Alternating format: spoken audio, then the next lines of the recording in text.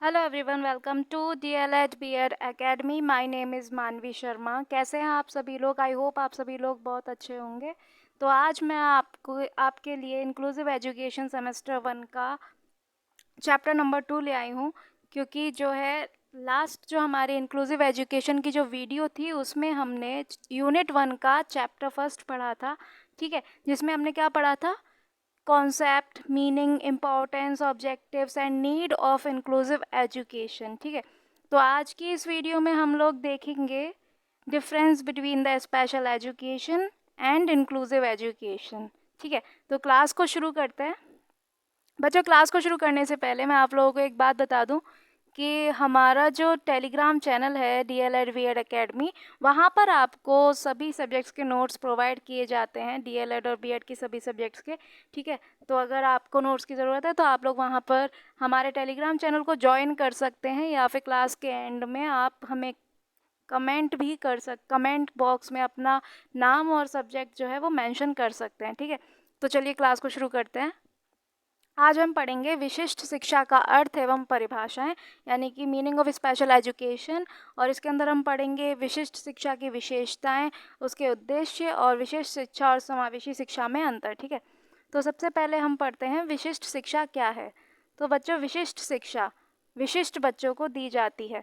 ऐसे में यह जानना ज़रूरी हो जाता है कि आखिर विशिष्ट बच्चे कौन हैं। ठीक है, वैसे तो प्रत्येक बच्चा अपने आप में विशेष होता है, लेकिन जब विशिष्ट बच्चा शब्द का इस्तेमाल किया जाता है, ठीक है, किसका इस्तेमाल किया जाता है? विशिष्ट शब्द का। ठीक है, विशिष्ट बच्चा शब्द का जब इस्तेमाल हम लोग करते हैं तो इसका मतलब यह स्पष्ट हो जाता है कि वो ऐसे बच्चे हैं जो सामान्य बच्चों के समूह से विशेषताओं में कुछ अलग हैं। ठीक है, विशिष्ट बच्चा सोचने, समझने, सीखने जैसी अलग अलग तरह की योग्यताओं के बारे में अन्य बालकों से भिन्न हो सकते हैं। ठीक है, इन्हीं विभिन्न योग्यताओं के आधार पर विशिष्ट बच्चों को कई समूह में बांटा जाता है।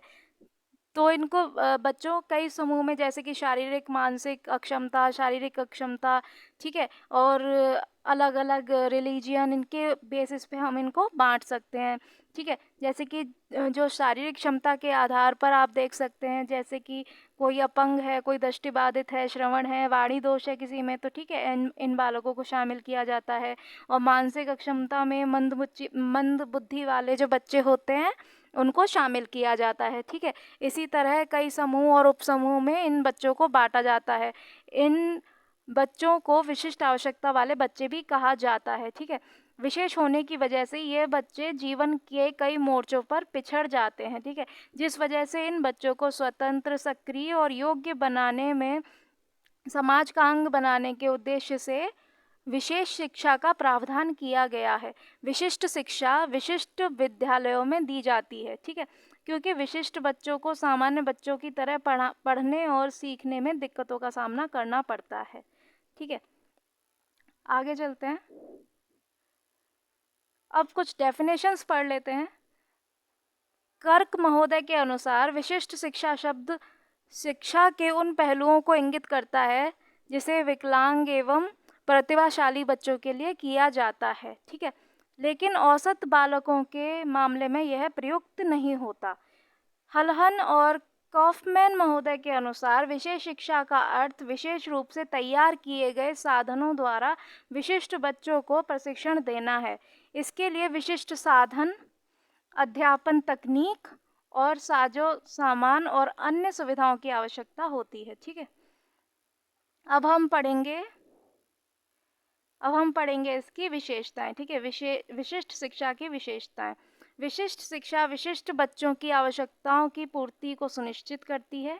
ठीक है, विशिष्ट शिक्षा प्रत्येक बच्चे की योग्यता, क्षमता और रुचियों को ध्यान में रखकर दी जाती है। विशिष्ट शिक्षा से विशिष्ट बच्चे समाज में रहकर समायोजन कर पाते हैं। विशिष्ट शिक्षा से बच्चे आत्मनिर्भर बनते हैं। विशिष्ट शिक्षा से बालक शारीरिक, मानसिक, सामाजिक एवं संवेगात्मक रूप से विकास कर पाते हैं। ठीक है, जिसको हम होलिस्टिक डेवलपमेंट कहते हैं, कि हर रूप से बच्चा जो है विकास करता है। विशिष्ट शिक्षा में प्रशिक्षित शिक्षक, विशेष पाठ्यक्रम तथा स्कूल की बनावट भी विशिष्ट होती है। अपनी सभी सुविधा और व्यवस्थाओं की वजह से विशिष्ट शिक्षा महंगी हो जाती है। ठीक है, विशिष्ट शिक्षा से विशिष्ट बालकों के शारीरिक, मानसिक, सामाजिक, संवेगात्मक हर पक्ष का विकास होता है। विशिष्ट शिक्षा का मानना है कि जिस प्रकार प्रत्येक बालक को शिक्षा का अधिकार है, उसी तरह विशिष्ट बालकों को भी शिक्षा का पूरा अधिकार है। विशेष शिक्षा देने वाले स्कूल और कॉलेज ज़्यादातर चैरिटी पर आधारित होते हैं। विशेष शिक्षा से विशेष छात्र समाज के साथ समायोजित कर पाते हैं। ठीक है, चलिए अब नेक्स्ट देखते हैं विशिष्ट शिक्षा के उद्देश्य। तो बच्चों आइए देखते हैं विशिष्ट शिक्षा के क्या क्या उद्देश्य हैं। तो सबसे पहला उद्देश्य ये है कि कक्षा में जो विकलांग बच्चे हैं उनके शिक्षण, अधिगम और कौशल का आकलन करना। ठीक है, नियमित कक्षाओं में विकलांग बच्चों के सुव्यवस्थित रूप से पढ़ने लिखने संबंधी भौतिक एवं अकादमिक अनुकूलन की पहचान करना, निःशक्त स्कूली बच्चों की शक्तियां एवं कमजोरी की पहचान करना। ठीक है, जब तक हमें उनकी कमजोरी नहीं पता होगी तो हम उनके लिए जो हेल्पिंग एड्स हैं, जो उनको मदद करेंगी आगे और अच्छी तरह से पढ़ने में, वो हम उनको कैसे प्रोवाइड करेंगे बताइए। निःशक्त बालकों को नियमित कक्षाओं में भ्रमण करने के अवसर मुहैया कराना, बच्चों को मुख्य धारा में लाने वाली गतिविधियों की योजना निर्माण में सहभागी बनाना। ठीक है, अभिभावक एवं सामुदायिक ओरिएंटेशन कार्यक्रम में भाग लेना। ठीक है, ये इसके उद्देश्य हैं। अब आइए अब पढ़ेंगे समावेशी शिक्षा क्या है। अब हमने विशिष्ट शिक्षा तो जान लिया कि क्या है, अब हम जानेंगे समावेशी शिक्षा क्या है। एक तरफ जहाँ विशिष्ट शिक्षा व्यवस्था का मानना है कि विशिष्ट बच्चों की शैक्षणिक आवश्यकताओं की पूर्ति मुख्य धारा के विद्यालयों में नहीं हो सकती, वहीं समावेशी शिक्षा विशिष्ट आवश्यकता वाले छात्रों को समान बालकों से अलग रखकर विशिष्ट शिक्षा प्रदान किए जाने का विरोधी है। ठीक है, आप ये बात अच्छी तरह से समझ रहे होंगे कि जो स्पेशल नीड्स वाले जो बच्चे हैं उनको अलग रखकर शिक्षा दी जाए, ये समावेशी शिक्षा इसको नहीं मानती है। ठीक है, समावेशी शिक्षा में एक सामान्य छात्र को एक दिव्यांग छात्र के साथ बैठकर पढ़ाया जाता है। ठीक, समावेशी शिक्षा यह बताती है कि एक सामान्य छात्र और एक दिव्यांग छात्र को समान शिक्षा हासिल करने का अवसर मिलना चाहिए। ठीक है, क्या बताती है? यह बताती है कि एक सामान्य छात्र और एक दिव्यांग छात्र को समान शिक्षा हासिल करने का अवसर मिलना चाहिए। इसके मुताबिक जो अक्षम और दिव्यांग छात्र हैं उनको सामान्य बालकों से अलग नहीं करना चाहिए। इसके साथ ही यह शिक्षा विशेष विद्यालयों, कक्षाओं को भी स्वीकार नहीं करता। ठीक है, जैसे कि विशिष्ट शिक्षा में तो विशेष बच्चों के लिए विशेष स्पेशल क्लासेस लगाई जाती हैं, स्पेशल स्कूल्स होते हैं, लेकिन इंक्लूसिव एजुकेशन इस चीज़ को जो है नहीं मानता है। समावेशी शिक्षा का मानना है कि विशेष शिक्षा और एकीकृत शिक्षा की वजह से छात्र खुद को हाशिए पर और समाज से अलग थलग महसूस करते हैं, जिस वजह से उनके अंदर हीन भावना का विकास होता है। समावेशी शिक्षा जिन स्कूलों में दी जाती है वहाँ पर कई तरह के बच्चे जैसे सांस्कृतिक, आर्थिक, भाषाई, अल्पसंख्यक, साथी, विकलांग एवं अक्षम छात्र एक साथ एक छत के नीचे बैठकर पढ़ते हैं। ठीक है, अब हम इसमें देखेंगे कि जो विशिष्ट शिक्षा है और समावेशी शिक्षा है उसमें क्या अंतर है। What is the difference between special education and inclusive education. ठीक है, विशिष्ट शिक्षा और समावेशी शिक्षा का जो महत्वपूर्ण अंतर है इनके बीच वो यह है कि एक तरफ जहाँ समावेशी शिक्षा में सामान्य छात्र को विशेष आवश्यकता वाले छात्र के साथ एक साथ ही बैठकर एक छत के नीचे पढ़ाया जाता है, वहीं विशिष्ट शिक्षा में विशिष्ट आवश्यकता वाले छात्रों के लिए एक अलग स्कूलों का प्रावधान किया जाता है। ठीक है, इस तरह के स्कूल में प्रशिक्षित शिक्षक, कर्मचारी आदि की नियुक्ति होती है। मतलब यहाँ पे जो टीचर्स होते हैं वो स्पेशली ट्रेंड टीचर्स होते हैं। ठीक है, ताकि वो जो डिसेबल्ड चाइल्ड हैं उनको डील कर सकें। ठीक है, अगला अंतर ये है कि विशिष्ट स्कूलों में विशिष्ट आवश्यकता वाले छात्रों को भागीदारी के कम अवसर मिलते हैं। ठीक है, भागीदारी के कम अवसर मिलते हैं, जबकि समावेशी में उन्हें भागीदारी के बराबर अवसर मिलते हैं। ठीक, समावेशी शिक्षा की लागत विशिष्ट शिक्षा के मुकाबले में कम होती है। ठीक, विशिष्ट स्कूलों में बच्चों की अलग अलग क्षमताओं के आधार पर अलग अलग सुविधा मुहैया कराई जाती हैं, लेकिन इंक्लूसिव एजुकेशन में ऐसा नहीं होता है। विशिष्ट स्कूलों में छात्रों को सभी तरह की सुविधाएं मुहैया कराई जाती हैं, जबकि समावेशी शिक्षा में छात्रों को उसके मुकाबले कम सुविधाएं प्राप्त होती हैं। ठीक है, ये तो हमने पॉइंट्स में इसके डिफरेंस देख लिए। आइए अब हम इसके जो है एक टेबल के रूप में इसके डिफरेंस देखते हैं। समावेशी शिक्षा और विशिष्ट शिक्षा दोनों में बहुत अंतर है। विशिष्ट शिक्षा जहाँ पृथक्करण की ओर ले जाती है, तो समावेशी शिक्षा एकीकरण पर बल देती है। इन दोनों में कुल अंतर इस प्रकार है। ठीक है, तो विशिष्ट शिक्षा समावेशी शिक्षा में ये अंतर है कि विशिष्ट शिक्षा जो है वो प्राचीन प्रत्यय है, यानी कि ओल्ड कॉन्सेप्ट है, और जो समावेशी शिक्षा है वो एक न्यू कॉन्सेप्ट है, नवीन प्रत्यय है। विशिष्ट शिक्षा पृथक्करण करती है और समावेशी शिक्षा एकीकरण करती है। विशिष्ट शिक्षा भेदभाव पर आधारित है और जो समावेशी शिक्षा है वो भेदभाव रहित है। ठीक है, आगे बढ़ते हैं। जो विशिष्ट शिक्षा है वह संपूर्ण शिक्षा नहीं है। ठीक है, लेकिन जो समावेशी शिक्षा है वो संपूर्ण शिक्षा है। विशिष्ट शिक्षा व्यावसायिक प्रशिक्षण पर बल देती है। ठीक है, और जो समावेशी शिक्षा है वो संपूर्ण विकास पर बल देती है। यह जो विशिष्ट शिक्षा है वो साधारण स्कूल प्रणाली से भिन्न है, क्योंकि इसके लिए स्पेशल स्कूल ऑर्गेनाइज किए जाते हैं, जबकि समावेशी शिक्षा साधारण स्कूल में ही प्रदान की जाती है।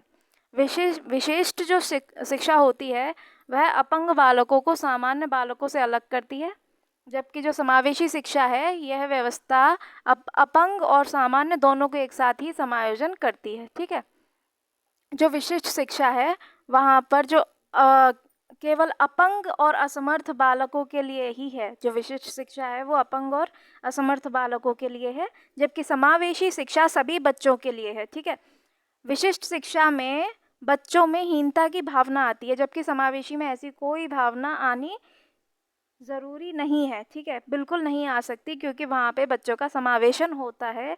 यह शिक्षा बच्चों को आत्मविश्वासी और सामाजिक बनाने में मदद करती है। विशिष्ट शिक्षा विशेष आवश्यकता वाले बच्चों को पृथक शिक्षण दिया जाता है। ठीक है, जबकि समावेशी शिक्षा में विशेष आवश्यकता वाले बच्चों को सामान्य बच्चों के साथ ही शिक्षण दिया जाता है।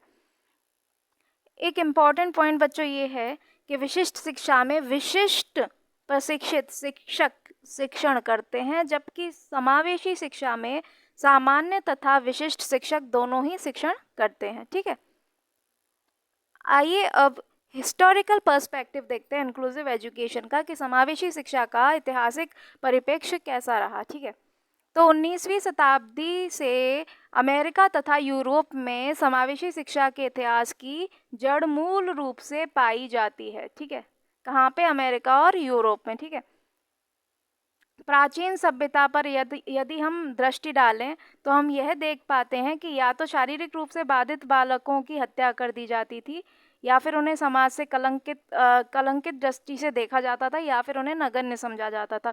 19वीं शताब्दी से पहले अपंग बालकों को स्वीकार ना करना, उनको दयालुता से ना देखना और उनको शिक्षा से अलग करना, यही स्थिति उस समय दृष्टिगत होती थी। ठीक है, कालांतर में बालकों को सूर्यान्य नागरिक बनाने के लिए संबंध में शिक्षकों को बालकों के संबंध में उनके जो प्रवृत्ति रुचि है और उनकी जो इच्छाओं का ज्ञान जो प्राप्त हुआ था, इसी ज्ञान की वजह से मनोवैज्ञानिक तथ्यों की खोज की प्रेरणा जो है वो मनोवैज्ञानिकों को आई। ठीक है, ये उन्होंने खोज करनी जो है उसकी प्रेरणा उनके अंदर आई, और उसके फलस्वरूप क्या हुआ कि जो पहले से जो शिक्षा प्रणाली जो चली आ रही थी वो पूरी तरह से परिवर्तित हो गई। ठीक है, क्या हुआ? पूरी तरह से वो परिवर्तित हो गई। पहले पूर्व निश्चित शिक्षा के स्तर के अनुसार बच्चों को शिक्षित किया जाता था। इसका मतलब ये है जो पहले से ही एक स्टडी जो एजुकेशन पॉलिसी जो बना रखी थी उसी के स्तर से ही बच्चों का जो है शिक्षण उनका किया जाता था। लेकिन जो अब रिसेंट टाइम में जो एजुकेशन बच्चों को दी जा रही है वो पॉलिसी के हिसाब से नहीं, बल्कि बच्चों के विकास के आधार पे, बच्चों के विकास के स्तर पे उनको शिक्षा व्यवस्था दी जाती है। ठीक है, शिक्षा के मनोविज्ञान का आविर्भाव प्राय 17वीं शताब्दी से हुआ है। ठीक है, अतः 17वीं शताब्दी से वर्तमान 20वीं शताब्दी तक के काल में इस दशा में हुई प्रगति पर ध्यान देने की ज़रूरत है। ठीक है, चलिए आगे चलते हैं। 17वीं शताब्दी। अब देखते हैं 17वीं शताब्दी में क्या हुआ था। सर्वप्रथम शिक्षा सुधारक कमेनियस के परिश्रम से उनकी पुस्तक स्कूल ऑफ इन्फेंसी, ठीक है, उनकी पुस्तक कौन सी, स्कूल ऑफ इन्फेंसी, इसके प्रकाशन के साथ सन 1628 ईस्वी में शिक्षा प्रणाली में वैज्ञानिक पद्धति का उद्भव हुआ था। परंतु इस पुस्तक से प्राय धनाढ्य वर्ग ही हैं जो अपने बालकों को समुचित विकास हेतु सचेष्ट तथा लाभान्वित कर पाए थे। ठीक है, कोमल तथा चपलमती चालकों को गाह्य शक्ति को दृष्टिगत करने के लिए कमेनियस ने 1657 ईस्वी में ऑर्बिस पिक्टस वर्ल्ड इन पिक्चर नाम की दूसरी पुस्तक का जो है वो सृजन किया था।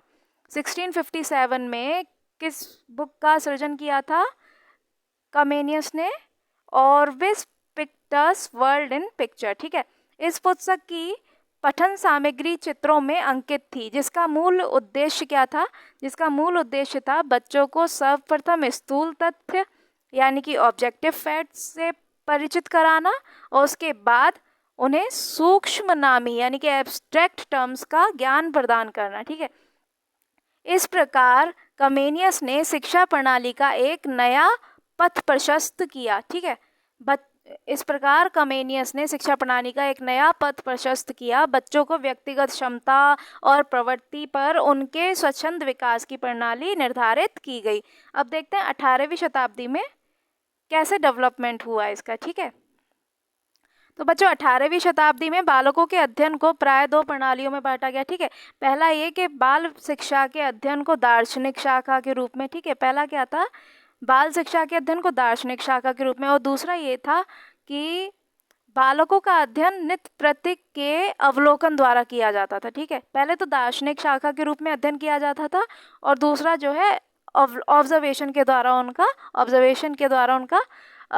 जो है अध्ययन किया जाता था। ठीक है, इन प्रणालियों को क्रमशः बाल अध्ययन की परोक्ष और प्रत्यक्ष विधि की संज्ञा दी गई। ठीक है, जो ये दो प्रणाली हमने अभी ऊपर बताई है 18वीं शताब्दी की, इनको परोक्ष और प्रत्यक्ष विधि की संज्ञा दी गई थी। ठीक है, जॉन लॉक, रूसो, हार्वर्ड आदि ये सभी जो शिक्षावादी हैं, इनके विचार बालकों के अध्ययन को प्राकृतिक विधि का प्रणयन, इन्होंने जो है बालकों के अध्ययन को प्राकृतिक विधि का प्रणयन किया। ठीक है, बालकों के सहज विकास को पर्याप्त स्वतंत्रता प्रदान किसने की भाई, फ्रोवेल ने। ठीक है, बालकों का जो सहज विकास है उसको पर्याप्त जो स्वतंत्रता दी वो फ्रोवेल ने, जिन्होंने किंडरगार्टन विधि जो है प्रतिपादित की थी। इसलिए उनको क्या कहा जाता है, किंडरगार्टन विधि का जन्मदाता कहा जाता है, और इस संबंध में उन्हें विशेष ख्याति भी प्राप्त हुई। ठीक है,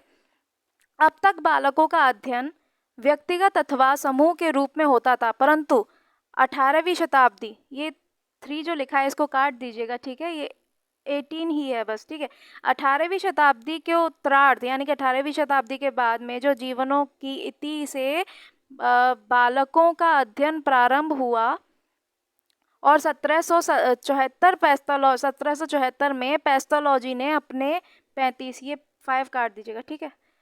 35 वर्षीय पुत्र के अवलोकन पद्धति द्वारा किए गए अध्ययन द्वारा बाल अध्ययन को वैज्ञानिक पद्धति का श्रीगणेश किया। ठीक है, इस प्रकार 18वीं शताब्दी में बाल अध्ययन को वैज्ञानिक पद्धति का प्रारंभ हुआ। ठीक है, 19वीं शताब्दी के पूर्वार्ध में बालकों के अध्ययन में उनकी गति में उतनी तीव्रता नहीं रही थी जितनी उसके 19वीं शताब्दी के बाद में रही थी। ठीक है,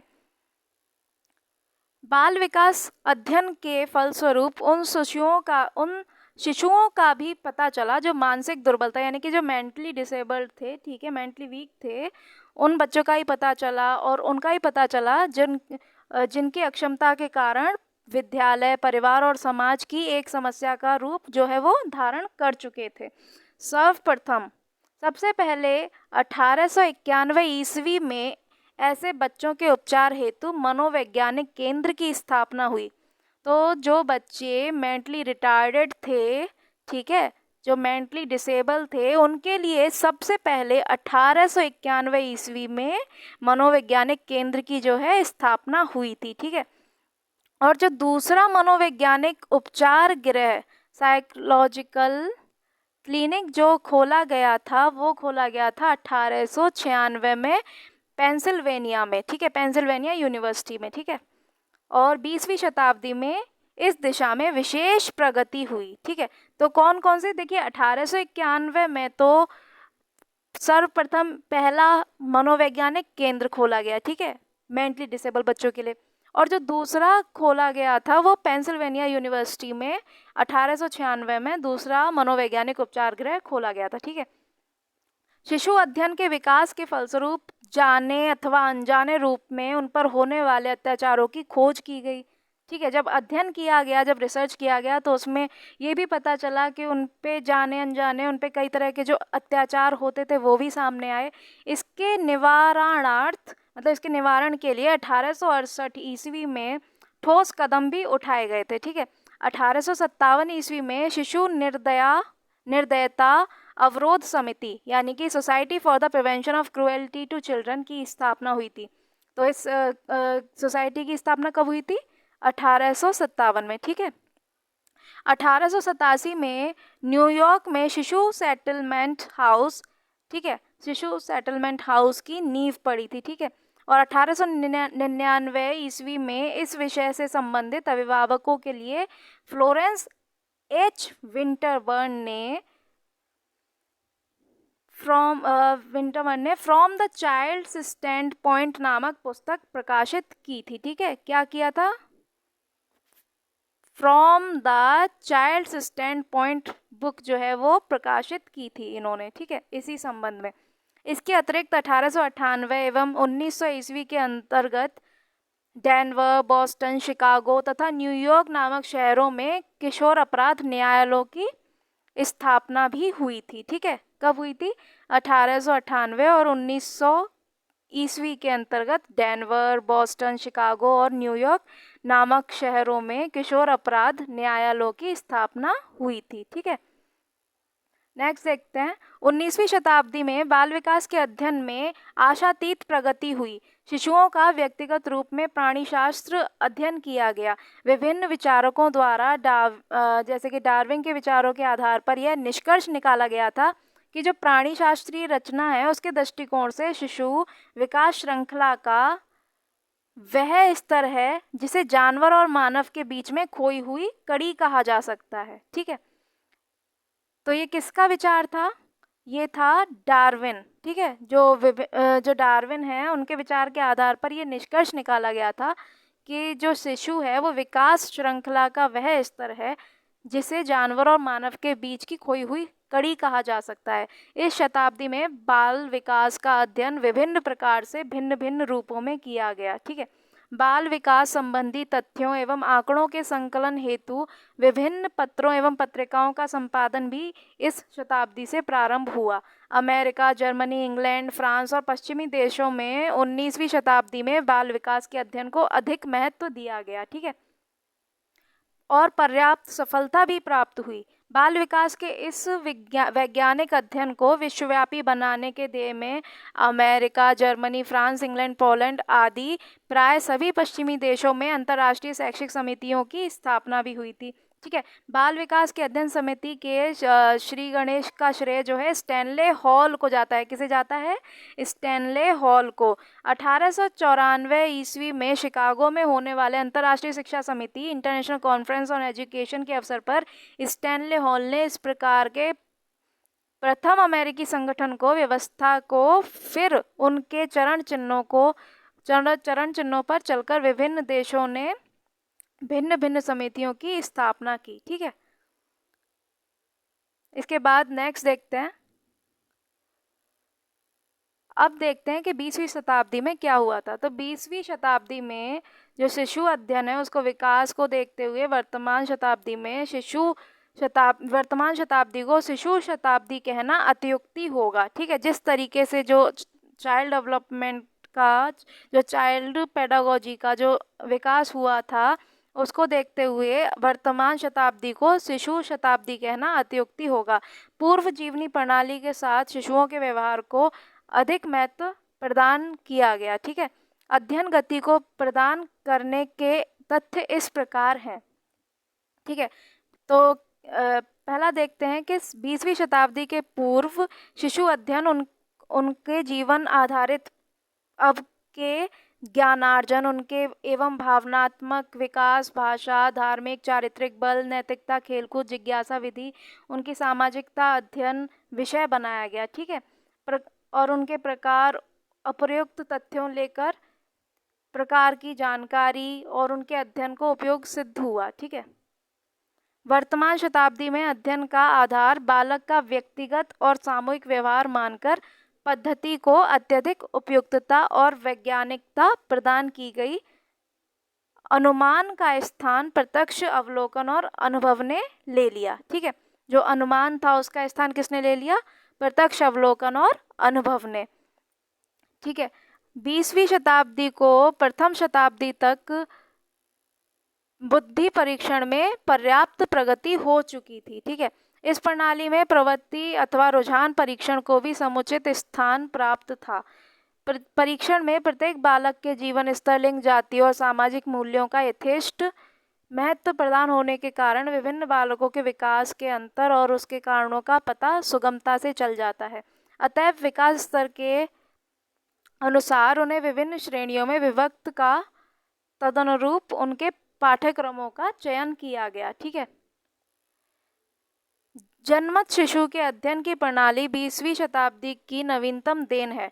प्रथम विश्व महायुद्ध की विभीषिका ने समाज के ढांचे का चकनाचूर कर दिया था। शिशुओं के पालन पोषण की असुविधाओं ने इस वर्ग की स्थिति बड़ी ही घृणास्पद और दयनीय कर दी थी। फलतः मनोवैज्ञानिकों का ध्यान इस ओर आकृष्ट हुआ। जो जन्मजात शिशु है उसकी जो प्राणी शास्त्रीय मानव मानकर, जो जन्मजात शिशु है उसको प्राणी शास्त्रीय मानव यानी कि बायोलॉजिकल मैन मानकर उसका अध्ययन जो है वो प्रारंभ किया गया। शिशु को औसत मानकर उसके शारीरिक व मानसिक विकास की गतिविधियों का उस पर पड़ने वाले प्राकृतिक, सामाजिक और नैतिक आदि प्रभावों को दृष्टिगत करते हुए अध्ययन किया गया। इस प्रकार व्यक्तिगत अंतर का भी पता चला। ठीक है, यद्यपि 20वीं शताब्दी में शिशु विकास के अध्ययन में अभूतपूर्व प्रगति हुई और बाधित सफलता भी मिली, फिर भी सुयोग्य मनोवैज्ञानिकों का अभाव सदैव खटकता रहता है। सबसे बड़ी दुर्बलता यह है कि प्रारंभिक विद्यालयों के अध्यापक और अभिभावक में यह क्षमता समुचित मात्रा में नहीं है।